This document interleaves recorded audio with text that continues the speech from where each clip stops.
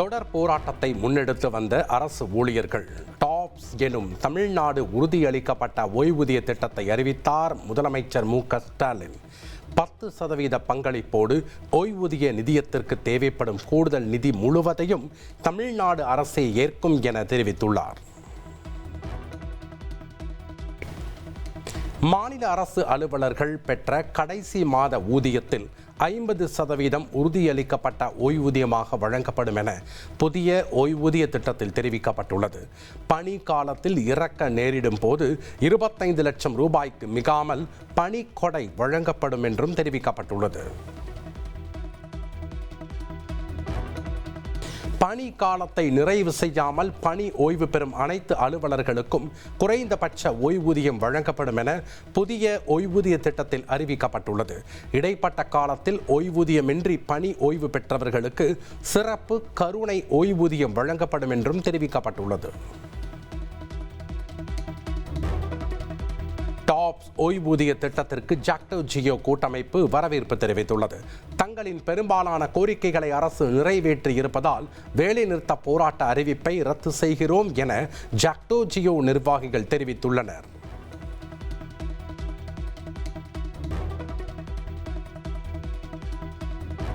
Tops புதிய ஓய்வூதிய திட்டம் அரசு ஊழியர்களுக்கு புத்தாண்டு மற்றும் பொங்கல் பரிசாக வெளியிடப்பட்டுள்ளதாக முதல்வர் ஸ்டாலின் பெருமிதம் தெரிவித்துள்ளார். நிதிநிலை சீரடைய அனைத்து மக்களின் கோரிக்கைகளும் நிறைவேற்றப்படும் என்றும் உறுதியளித்துள்ளார். தமிழக அரசு அறிவித்துள்ள உறுதியளிக்கப்பட்ட ஓய்வூதிய திட்டம் அரசு ஊழியர்களை ஏமாற்றும் செயல் என அன்புமணி சாடியுள்ளார். முதலமைச்சர் அறிவித்துள்ள திட்டத்தில் ஓய்வூதியம் பெறுவதற்கான பணி காலம் மற்றும் எவ்வளவு தொகை என்பதை தெளிவாக குறிப்பிடவில்லை என சுட்டிக்காட்டியுள்ள அன்புமணி ராமதாஸ், திட்டத்தை செயல்படுத்த ஓய்வூதிய நிதியத்திற்கு 13,000 கோடி ரூபாய் தேவைப்படும் சூழலில் ஆட்சி முடியும் நிலையில் திமுக அரசும் எப்படி வழங்க முடியும் எனவும் கேள்வி எழுப்பியுள்ளார்.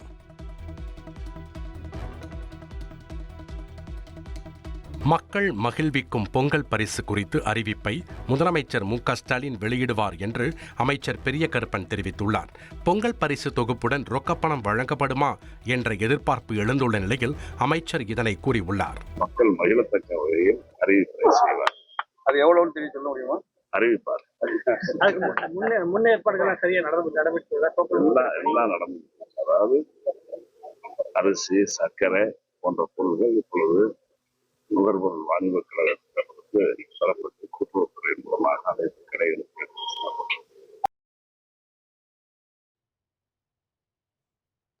பொங்கல் பண்டிகை சிறப்பு ரயில்களுக்கு ஞாயிற்றுக்கிழமை காலை 8 மணி முதல் முன்பதிவு தொடங்குகிறது. ஜனவரி 8ஆம் தேதி முதல் பொங்கல் சிறப்பு ரயில்கள் இயக்கப்பட உள்ளன. தங்கம் விலை காலையில் 480 ரூபாய் குறைந்த நிலையில் மாலையில் 640 ரூபாய் உயர்ந்துள்ளது. சென்னையில் 1 சவரன் தங்கம் 1,800,000 ரூபாய்க்கு விற்பனை செய்யப்படுகிறது.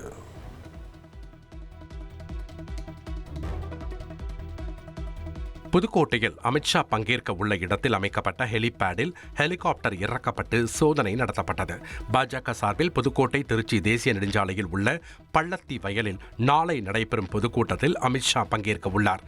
தனி விமானம் மூலம் திருச்சி வரும் அவர் அங்கிருந்து ஹெலிகாப்டர் மூலம் பொதுக்கூட்டம் நடைபெறும் இடத்திற்கு செல்கிறார்.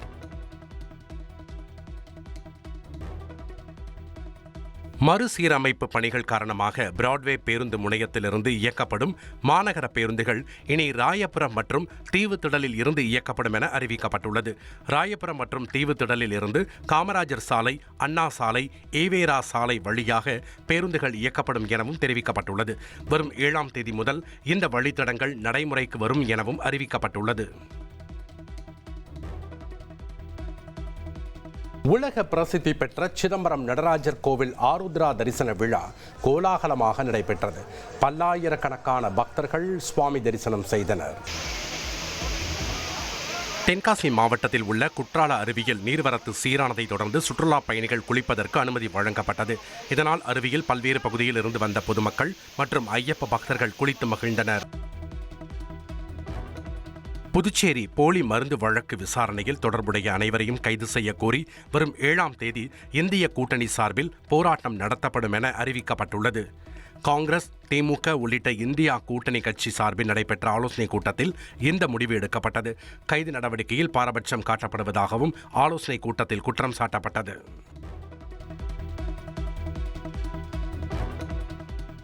தேனி மாவட்டத்தில் பெய்த பலத்த மழையால் சோத்துப்பாறை அணை முழு கொள்ளளவும் எட்டியது. வருடத்தின் தொடக்கத்திலேயே அணை நிரம்பி குளங்கள் மற்றும் கண்மாய்களுக்கு நீர்வரத்து தொடங்கியதால் விவசாயிகள் மகிழ்ச்சி அடைந்துள்ளனர். நீலகிரி மாவட்டம் போர்த்தி ஆடா கிராம தேயிலை தோட்டத்தில் படுகாயங்களுடன் படுத்திருந்த புலியை வனத்துறையினர் தீவிரமாக கண்காணித்து வருகின்றனர்.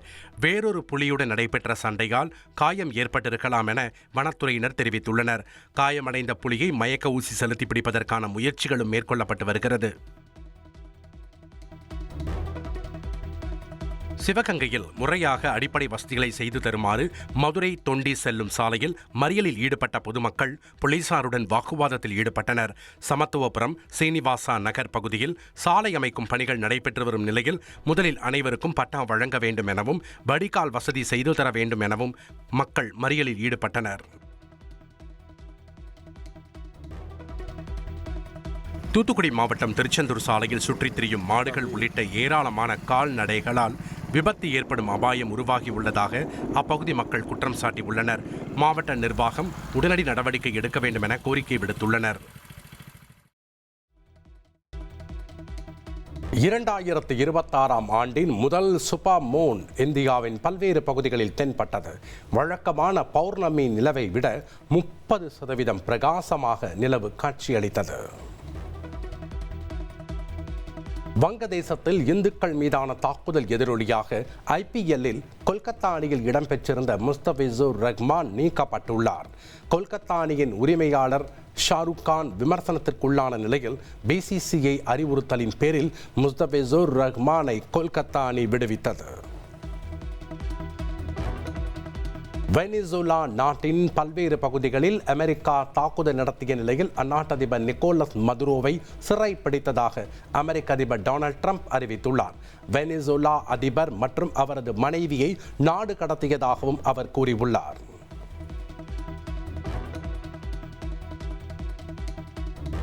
அமெரிக்க படைகளை எதிர்த்து போராடுவோம் என்று வெனிசுலா பாதுகாப்புத்துறை அமைச்சர் பாட்ரினோ வீடியோ வெளியிட்டுள்ளார்.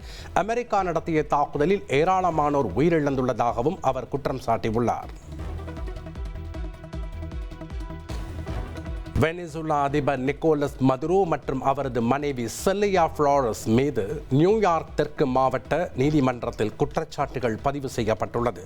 போதைப்பொருள் கடத்தல், தீவிரவாத சதி, அமெரிக்காவுக்கு எதிராக ஆயுதங்கள் வைத்திருந்ததாக குற்றம் சாட்டப்பட்டுள்ளது. கைது செய்யப்பட்டு நாடு கடத்தப்பட்ட வெனிசுலா அதிபரின் புகைப்படத்தை வெளியிட்டார் அமெரிக்க அதிபர் ட்ரம்ப். வெனிசுலா அதிபர் மற்றும் அவரது மனைவி மீது அமெரிக்க நீதிமன்றத்தில் விசாரணை நடைபெறும் என்றும் அறிவித்துள்ளார்.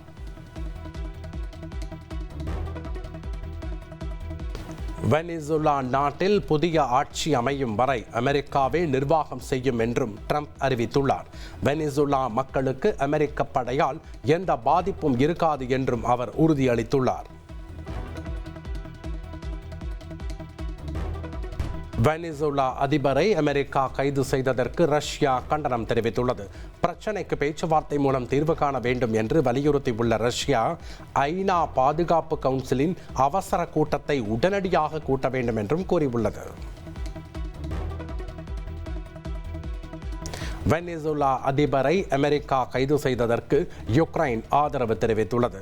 வெனிசுலாவில் போலி தேர்தல்கள் நடைபெற்றுள்ளதாக யுக்ரைன் வெளியுறவுத்துறை அமைச்சர் செபேஹா குற்றம் சாட்டியுள்ளார்.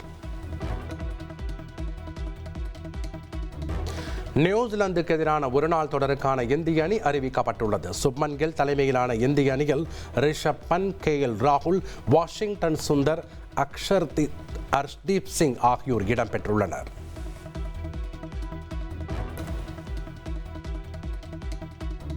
விஜய் நடிப்பில் உருவாகியுள்ள ஜனநாயகன் படத்தின் ட்ரெய்லர் வெளியானது. திரும்பி போகும் ஐடியாவே இல்லை, ஐ ஆம் கமிங் என ட்ரெய்லரில் விஜய் பேசும் வசனத்தை ரசிகர்கள் சமூக வலைதளத்தில் பகிர்ந்து ட்ரெண்ட் செய்து வருகின்றனர். திமுக தேர்தல் அறிக்கையில் இடம்பெற வேண்டிய அம்சங்கள் குறித்து பொதுமக்கள் தங்கள் கருத்துக்களை தெரிவிக்க தொலைபேசி எண், வலைதள விவரம், செயற்கை நுண்ணறிவு தளம் ஆகியவற்றை முதலமைச்சர் ஸ்டாலின் அறிமுகம் செய்து வைத்தார். 2026 சட்டமன்ற தேர்தலுக்காக திமுகவின் தேர்தல் அறிக்கையை தயாரிக்க கட்சியின் துணை பொதுச் செயலாளர் கனிமொழி தலைமையிலான குழு தமிழகம் முழுவதும் சுற்றுப்பயணம் மேற்கொண்டு பல்வேறு தரப்பினரின் கருத்துக்களை கேட்க உள்ளது. இந்த நிலையில் பொதுமக்கள் கருத்துக்களை தெரிவிக்க 08094-469000 என்ற தொலைபேசி எண்ணிலும் 9384001724 என்ற வாட்ஸ்அப் எண்ணிலும் தொடர்பு கொள்ளலாம் என கூறப்பட்டுள்ளது. DMK Manifesto 2026@dmk.in என்ற முகவரியில் மின்னஞ்சல் அனுப்பலாம் என குறிப்பிட்டுள்ள திமுக தலைமை, DMK Manifesto 26 என்ற சமூக வலைத்தளங்களிலும் பொதுமக்கள் தங்களது கருத்துக்களை கூறலாம் என தெரிவிக்கப்பட்டுள்ளது.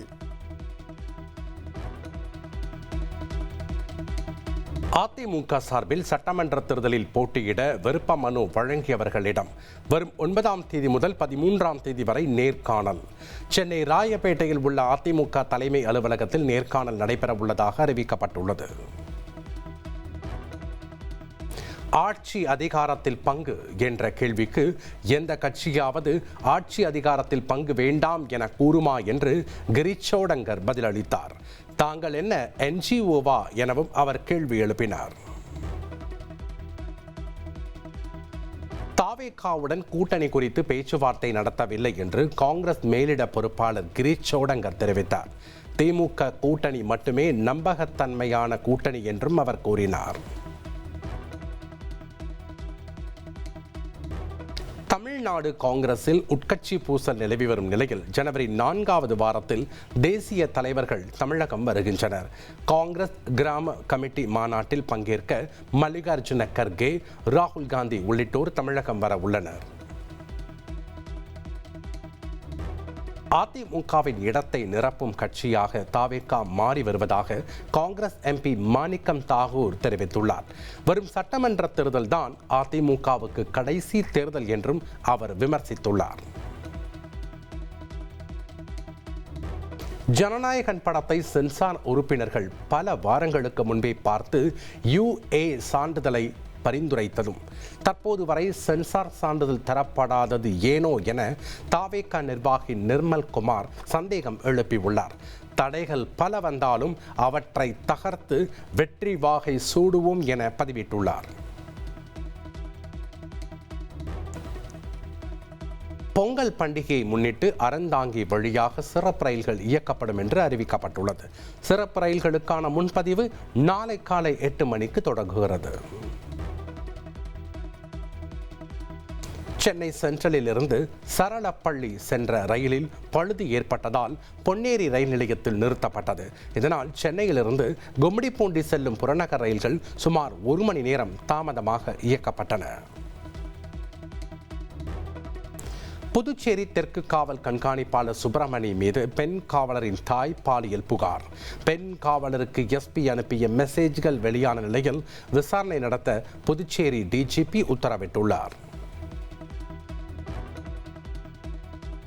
அந்நிய மரங்களை அகற்ற எடுக்கப்பட்ட நடவடிக்கைகளுக்காக தமிழக அரசை நீதிமன்றம் பாராட்டியுள்ளது. தொடர் பராமரிப்புக்கு உடனடியாக நிதியை விடுவிக்க வேண்டும் என்றும் அவ்வாறு வழங்காவிட்டால் அரசின் முயற்சிகள் வீணாகிவிடும் என்றும் கருத்து தெரிவித்துள்ளது.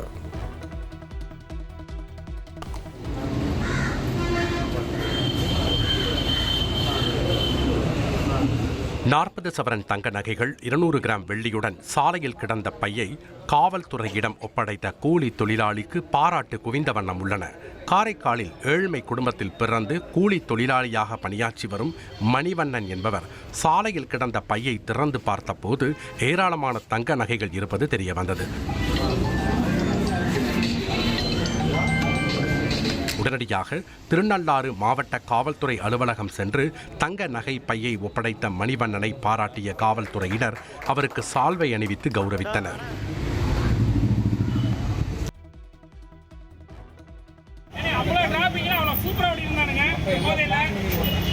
பழனியில் பட்டப்பகலில் சரக்கு வாகனத்தை திருடிய நபரை பொதுமக்கள் சரமாரியாக தாக்கி போலீசில் ஒப்படைத்தனர். வண்டியின் உரிமையாளர் டீ குடிக்கச் சென்றதை நோட்டமிட்ட நபர் வாகனத்தை திருடியதாக கூறப்படுகிறது.